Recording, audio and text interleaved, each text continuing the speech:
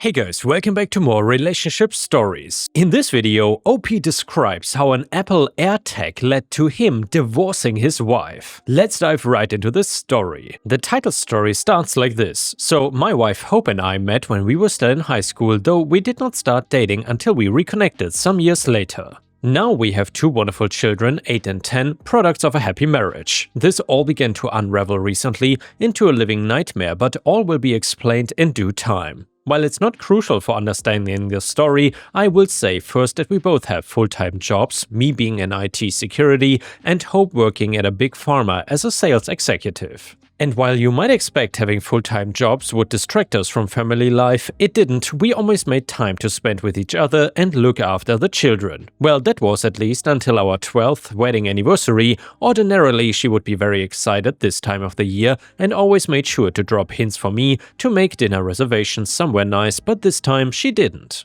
I was so distracted by her change in behavior that I did end up forgetting a reservation, and weirder still, Hope had no reaction at all. When I tried asking her about it, she completely brushed me off, saying it simply slipped her mind as well, which I thought could not be possible considering how often she checked her calendar. I should have left it there, but I kept prying to satisfy my own curiosity. Hope did not appreciate the questioning, and we had our first argument in many months for what seemed like a silly reason now. The children were sent upstairs and away from the carnage after we realized they were still in the room. Seriously, not our finest moment as parents. That night, after being sent to sleep on the sofa, I happened to see Hope had left her calendar on the coffee table. Looking through it, I saw a number of regular client meetings. Meetings were not unusual for her work, but these had no time or place, and she was usually very detail-oriented. I was starting to suspect something fishy was going on, but I could not say for sure what. Making the most of my alone time, I decided to continue my investigation, finding a huge heap of restaurant receipts dating back weeks.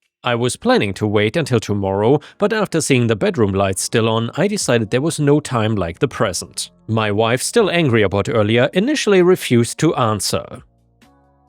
Asking first about the mysterious client meetings, Hope said that she was brokering a major deal that required a lot of attention. I asked why she had kept it secret all this time, expecting her to be more excited about it, but she told me it was none of my business. Hope could not even remember the name of the restaurant despite supposedly being there multiple times. Showing her the receipts, I asked her how she could be so careless knowing we had been strictly budgeting to save for a family holiday. Our second argument began and Hope became aggressive and defensive, refusing to say anything else to me that night. Our marriage had begun to fall apart, and there was more still to find. As days went by, every conversation with Hope became difficult and stressful. Although we tried to bury our troubles in front of our children, it was becoming clear something was wrong between us. One evening I tried to have an earnest conversation in hopes it would help save our marriage. Though it didn't even seem like something Hope wanted to save. She outright denied any relationship issues and instead blamed all of the hostility on me for being paranoid. Hope continued to deflect and gaslight. No matter the accusation or proof I had, she was far beyond reason.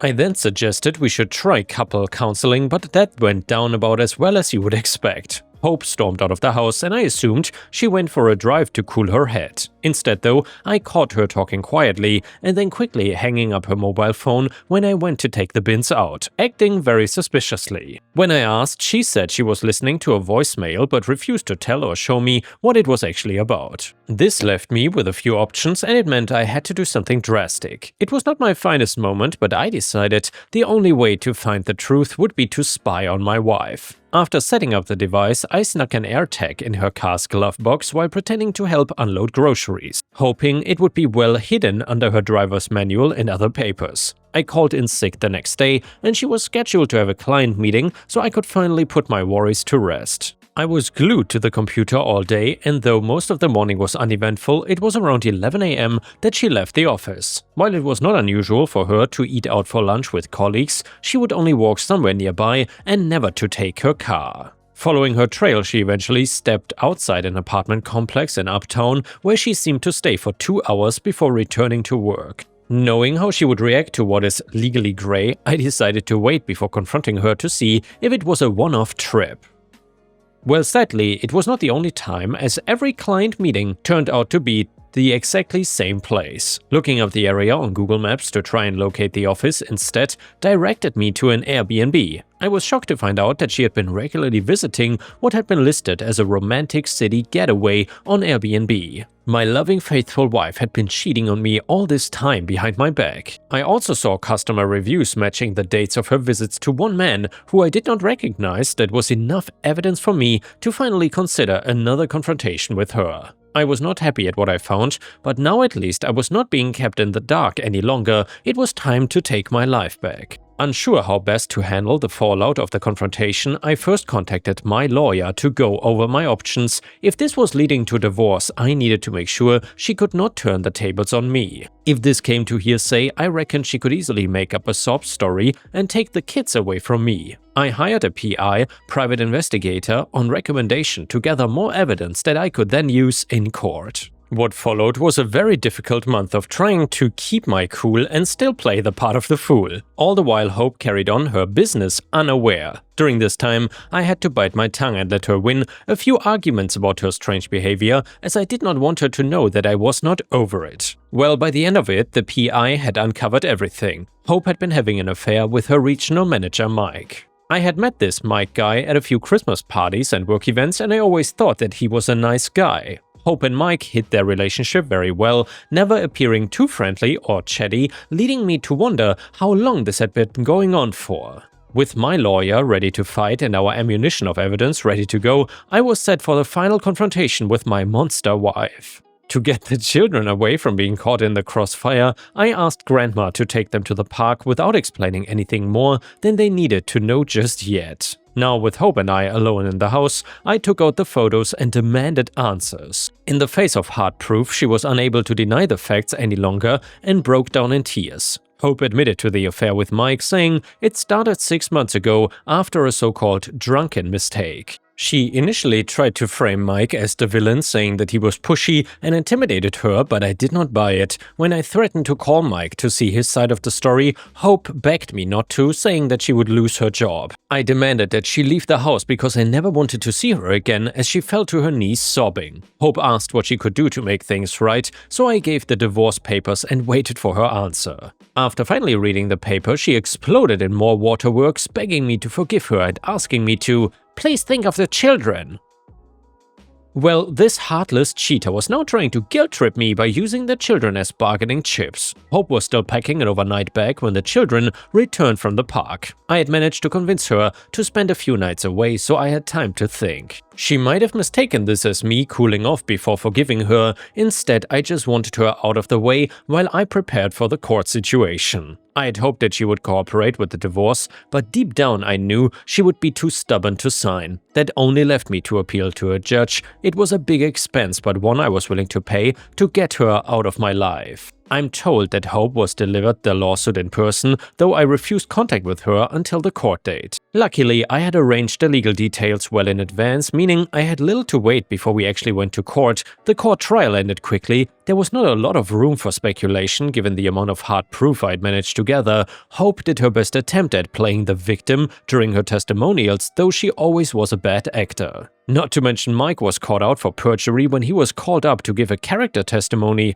leaving Hope with few allies to help fight her case. I had an overwhelming victory in the end. The judge granted my divorce, primary custody of my children, and as well I kept the house. Hope and Mike were not given any criminal penalties for their treachery, but they were now named and shamed in a public corporate scandal. Mike later made a public apology and resigned from his post at the company. I hear he's going through his own divorce proceedings now too, and Hope was fired after refusing to resign of her own accord, and after being dropped by Mike, was left completely alone. Cheaters get what they deserve, so I'm happy that there's still some justice in the world. I have not yet decided how to explain this to the children or handle visitation rights, but I finally have time to breathe. By the way, a few months later I heard from Hope's lawyer that she wanted to challenge me for child custody rights, initially trying to settle quietly. Hope demanded a regular schedule that benefited her, but I refused her, which we ended up going back to court for. There was just no way I was gonna let her do that without a fight, and a fight we had. Hope failed miserably, and custody stayed with me. Even today, she's trying to worm her way back into my heart, but now that I had seen her for who she really was, I would never make that mistake again. She tried to pull the wool over my eyes and then called me paranoid when I finally started to wake up. So I threw her evil ass out the street and came out on top. And yeah guys, I'm curious, if you would have been in OP's situation, would you have at least given visitation rights to the cheating wife? I can certainly say that I wouldn't have done that, so props to OP for doing the right thing, but I'm curious about your opinion on the matter. Let me know in the comments. And the next one is a fantastic petty revenge story that is titled Petty with the Breaker Box. So I lived in an old house with multiple apartment units. I had the entire first floor and access to the basement near a side entrance. The upstairs neighbors hated me for reasons never clear to me. When I would start a shower, I could hear them run to their bathroom to flush the toilet, which would cause the shower to briefly only run scalding hot water. They also played loud music and jumped around at random times. I learned to start the shower but not get in it until after hearing their toilet flush. I had politely asked them not to play loud music late at night and tried being nice until I found my motorcycle getting pushed over. It was always chained against my stair railing with a cover on it. I could not prove it was them, but it was out of sight from other people and it seemed logical that they did it. And yeah guys, let me tell you, if someone did that to my motorcycle, that is when a war would start. Anyway, one day the power went out and the landlord asked me to check the breaker box on the basement stair near my unit. It was just a local power outage, but it gave me an idea. When their music was loud, I would shut off all the power to their unit, not the others. When I was getting ready for work, I would step down the stair, flip off the breaker, and enjoy the silence until I was ready to leave. Anytime they were loud, I would cut their power. The neighbors continued to stomp around the apartment and tried to scold me in the shower, but the noise was never an issue again. The peak of my retaliation came on a very cold winter day when I realized the units had separate furnaces located in the basement. I turned theirs off and then waited. The landlord called to see if I had any issues and said he would come to look but couldn't get there until much later. I turned it back on just before his arrival. The landlord asked all the tenants if they were experiencing any issues, but everyone else said it was fine, and he never figured out that I was the culprit. I'm not proud of my pettiness, but still smirk when I think of this. And the next one is from a new subreddit called Revenge Stories, and it is titled Revenge from My Late Husband. So this happened a few years back. At the time I'd been widowed for about 2 years. I missed my late hubby a lot, so I kept his urn of ashes on my bedside table as I was in the habit of talking to him about my day and saying goodnight at bedtime. One day the doorbell rang. Being the socially anxious gal that I am, I ignored it, but they rang the bell 3 more damn times and I became annoyed more than anxious and answered the door. To my great displeasure, there was a man at my door who wanted to talk about the state of the gutters and how desperately they needed to be cleaned. How convenient was it that this man was willing to do the vile job of cleaning the gutters for $250? It should be noted that I live in a row home at the time and had one eaves through that went across the edge of the roof, connecting all the units and one downspout. I tried to politely decline, but he kept up with his pre-programmed speech and asserted that he needed to speak with the man of the house. Well, cue the malicious compliance. I leaned back into the house and called my husband's name. "Mark," I shouted. "There's a guy at the door, wants to talk about cleaning our gutters." Well, obviously my spouse did not respond. I shouted louder for my spouse, but again, he did not hear me or come to the door. Apologizing to the man, I told him I would just run upstairs and get the man of the house. As promised, I did run upstairs and grab Mark. I returned to the front door, lamenting out loud to Mark how frustrating it is when he doesn't respond to me calling for him, and I hate it when he gives me the silent treatment. "Here's the man of the house!" I exclaim, holding up the urn up like a game show prize. I continued my lament to the salesman that although Mark is a great listener, I'm saddened by how uninvolved he is with our children. "He's the strong silent type," I concluded to the now silent bug-eyed salesman. I decided to increase my dedication to the bit as well as the sales jerk's sexist discomfort and allowed my tears to flow unfettered. Normally, I hate crying in front of strangers, but the grief of losing the father of my children, mixed with the rage at the arrogance and dismissive sexism, led to me sob screaming how much I hated my current life. There were tears and so much ugly crying, snot-sobbing noises coming out of me, I did not even realize he had made a mad dash to get away from this hysterical woman and back to his truck. It was cathartic for me to release those pent-up emotions. Sometimes I still laugh about that with Mark. I know he definitely would be howling with laughter as he was always quite a jokester. And yeah guys, that stupid salesman absolutely deserved that, and rest in peace, Mark. The next one is titled The Story of the Most Entitled Mother Ever, Part 1. And by the way, yes, we will read Part 2 as well. So, for a bit of backstory, my parents sometimes ask me or my siblings to watch the house while they are gone, because they don't want to leave the dogs alone for an extended period of time. Usually my youngest sibling does it because she still lives at home, but she had to go to her friend's party/sleepover. As a result, my parents asked if I had time, and given I did not have to work today and I only have one crappy class that I can skip without any trouble, I obliged. My parents live in a large village, essentially one that gives you the illusion of rural, but in reality it is a 5 to 10 minute drive from several bigger towns and a city, one of those villages you wanna leave as a 20-year-old, but one that you want to return to the moment you have your own children, because there's barely any crime, everyone knows everyone, it is extremely calm, etc. However, it has one issue. One of the larger towns close to the village is sort of notorious for scummy people. It is one of those towns that constantly manages to F up its budget, and a good third of its population are lazy people and so on. It's like a giant pimple on an otherwise blemishless area. As a result, when people from said town manage to get some money, they have a tendency to move to the village my parents live in. Local government makes this nice and difficult for them on the down low, but they cannot stop it all. And as expected, they bring their attitude with them. Our entitled mother and her devil spawn in this great saga are from said town. The cast is me, EK entitled kid, EM entitled mother, ED entitled dad, and N for neighbor.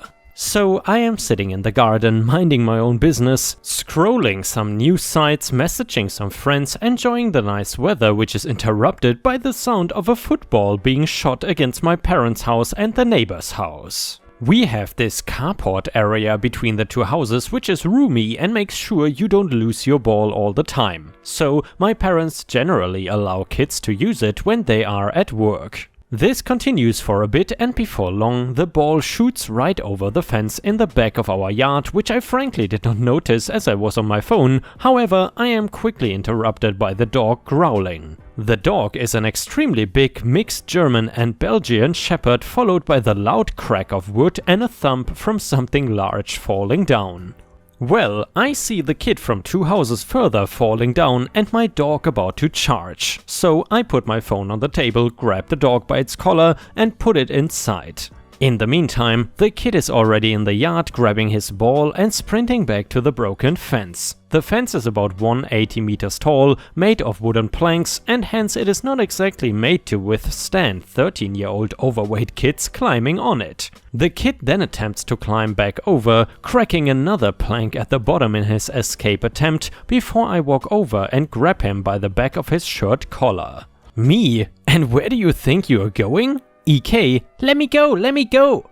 Me? I don't think so. You just broke the fence. You can either calm down and we go to your house to explain what happened, or I call the police. At this point, the kid starts flailing, trying to get himself loose, that is until he turns around and looks at me. Now, I am 6'5" to 6'6", in very good physical shape, and I have a very nice permanent resting face, so he quickly stopped. At this point, I grabbed the key from my pocket and opened the door, the yard door, to walk over to his house with the kid still firmly by his shirt collar. As we reach the door, I knock on it and I am greeted by the sound of a yelling woman behind the closed door talking about how the kid has a key and now she has to get up, etc. But eventually the door opened and at this point from the corner of my eye I could already see my neighbor standing behind his living room window, arms crossed, shaking his head. Me, hello miss you... EM, let go of my boy right now, what is wrong with you? I let go primarily because I was shocked about her reaction. The kid starts sobbing like a 5-year-old and runs inside. EM, how dare you touch my son? Me, well, if you would stop yelling and let me explain. I'm not yelling. Note of the OP, she was yelling. Me, right, regardless, your son just broke my parents' fence trying... And that gives you the right to manhandle my son? I did not manhandle your son. I grabbed the collar of his shirt because he was trying to run away after he broke the fence. And now you can either calm down and we can come to an agreement how to handle this, or I can call the police and have them deal with it. At this point, she seemed to calm down a bit more, especially after I mentioned the word police. Right, so it is probably not that bad. She calls over her son, apparently having fixed his sadness as he appears again, stuffing his face with candy. Say sorry to the neighbor. EK, sorry. And he bolts off again, not even giving me a chance to reply. Well, with that out of the way, she attempts to close her door, but I quickly shake off my shock and put my foot in the door, pushing the door open again, and at this point raising my voice substantially. Me? Excuse me? Your son broke the fence. It is all fine and dandy he gave a half-assed apology on your orders, but that still leaves the fact that he just broke a €200 wooden fence that will need to be replaced. My son said sorry and that's the end of it. At this point, the neighbor has opened his door, leaning against his doorpost to listen in, as his eyes are summoning a hurricane by the sheer amount of rolling they are doing. Just a little note, he dislikes them a lot. He has had a lot of problems with them ever since they moved in. Once again, our attempts to close the door on me, but I still have my foot in the doorway, so all she is doing is giving my toes a thrashing. Me, look, this is the last time. Her hulking 5'5" muscle mass of a husband appears now, visibly upset, annoyed, and every muscle within his noodle arms straining, his balding head glistening in the sun, peeking through the door opening, though slightly obscured by the 3 strands of hair combed over his head from the side, as his enormous shape looks up at his taller wife. What is the problem here? He is yelling at me and manhandled our son. I will get you, a-hole.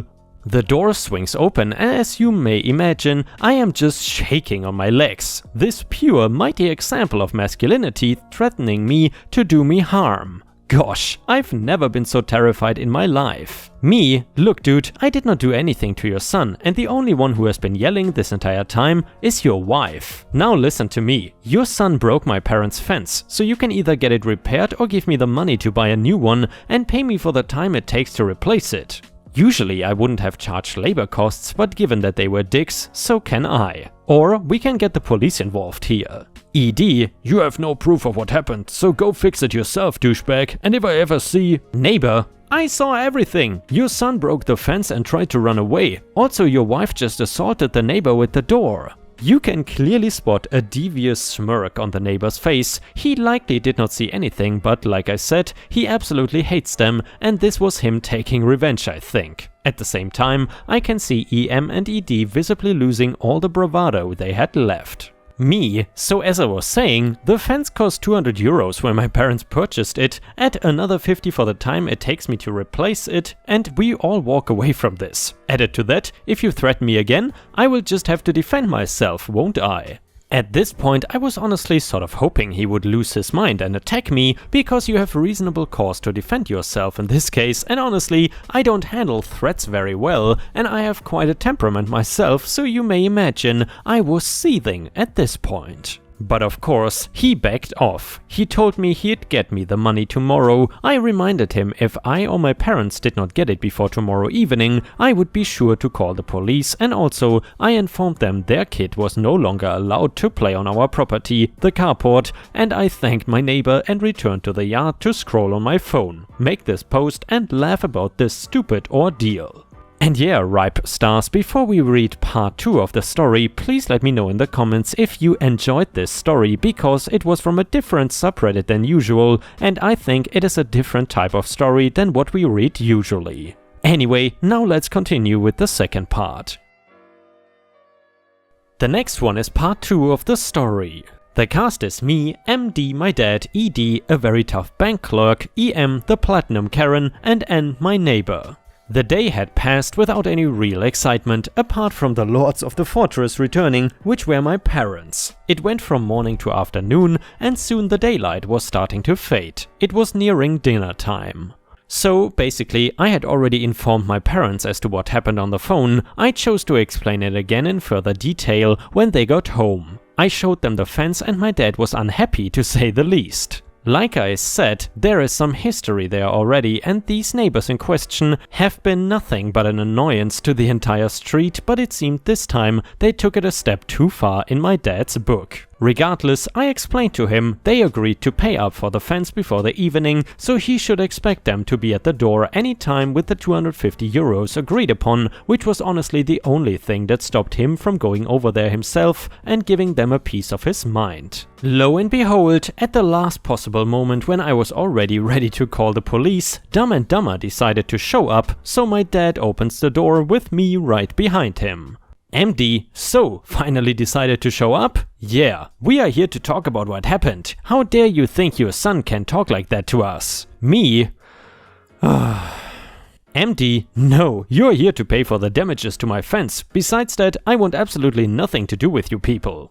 It was at this point yet again that my niece nearly gave out as her husband appeared from behind her, his shape sculpted by the gods enough to intimidate even a Spartan in the days of Leonidas, the last rays of sunshine glittering on his freshly polished head, where the last hairs were losing the battle against his expanding scalp. But no, three were holding their ground. Their utter defiance to his baldness, both inspiring and yes, intimidating, they lay over his head, firmly kept in place by copious amounts of the hair gel they used in the days of yore. I think it was the shiny stuff Elvis used to use, and by the way, no, that is not true. That's blasphemy because Elvis did not use hair gel. He used pomade. But anyway, his gaze angered, his expression sour, his breath calm and paced. ED, and what is that supposed to mean? My dad, that I want you to pay for the damages your son did to my fence, and then I want to go back to not speaking to you.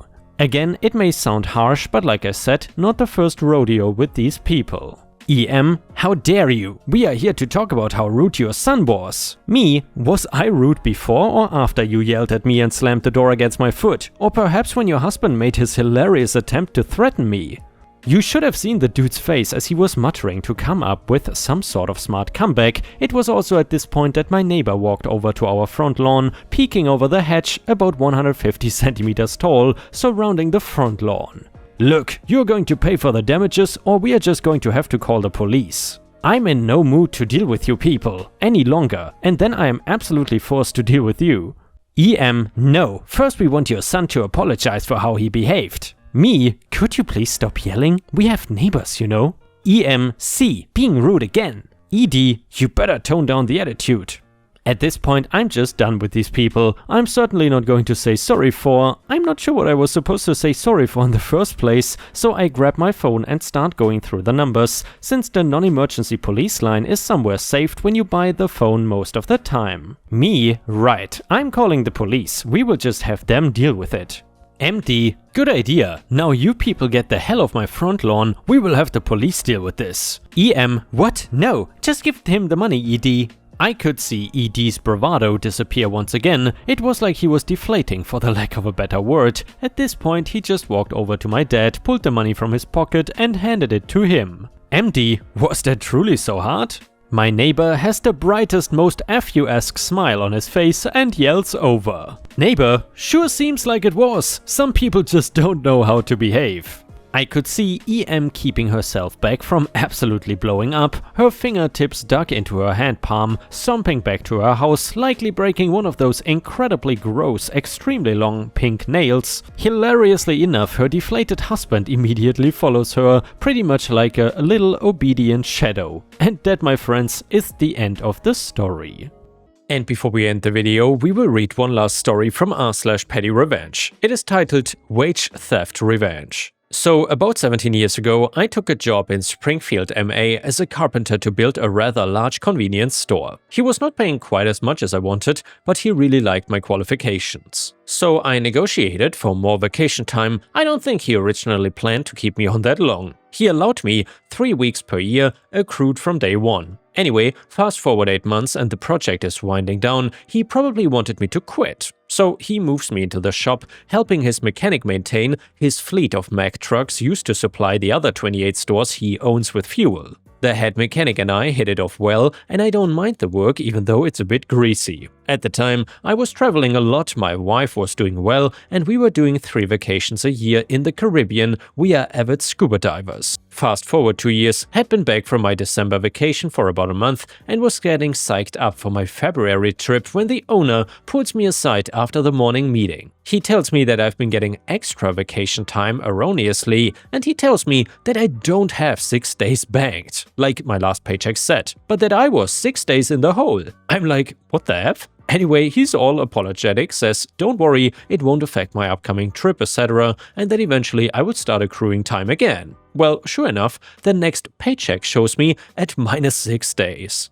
Pissed, I call DOL, tell them the company and the situation, and they literally say, "Oh, boss, yeah, he does that kind of stuff often." They explain how I can file a complaint, and they most likely could get my money back, 12 days pay per $2,400, but that I would most likely be fired that day. Well, I didn't have anything else lined up, so I decided to think about it for a couple days. During my day, I bring trucks in and out of the shop. I grew up on a farm and also have my CDL, brake jobs, oil change, etc. I decided on how I was gonna get my money back. I have 2 5-gallon gas cans and I siphon a couple gallons out of every truck. Each truck has 2 90-gallon tanks, so 2 gallons is only 1% of that, hardly noticeable. Sure, there's cameras in the shop, but if you know where they are, it is not hard to stay out of their sight. I take these 2 cans home every night and put it in my home heating oil tank. I did this for 6 years. I had a 330-gallon tank, so eventually, especially summertime, it would be full and I couldn't take any more. It used to cost anywhere from $2,500 to $4,000 per year to heat my house, depending on the price of the fuel. Well, one winter, it was $3.89 per gallon and I would use about 3 tanks a year. I don't steal from employers unless they steal from me first. I figure I saved about $18,000 over 6 years and only got screwed out of $2,500. And yeah guys, thank you so much for watching. I will see you again tomorrow.